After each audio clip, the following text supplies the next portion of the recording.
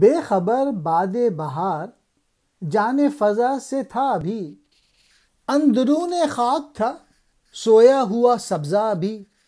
چرغ نیلی نے دیا تانا کہ میں نے اے زمیں اس طرح کا حال دیکھا ہے کسی کا بھی نہیں۔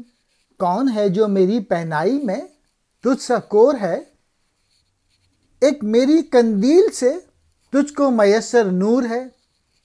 خاک اگر الوند بھی بن جائے پھر بھی خاک ہے، روشن و پائندہ کب وہ صورت افلاک ہے۔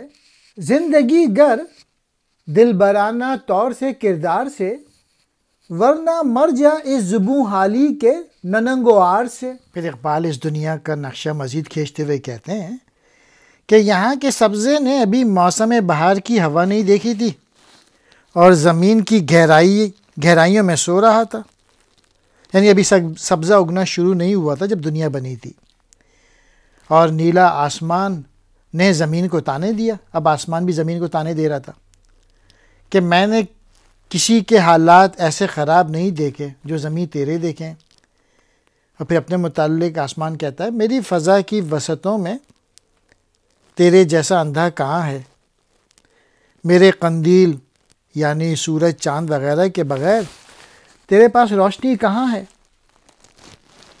مٹی اگر الوند پہاڑ بن جائے تو بھی وہ مٹی ہی رہتی ہے، وہ کبھی آسمانوں کی طرح روشن نہیں ہو سکتی۔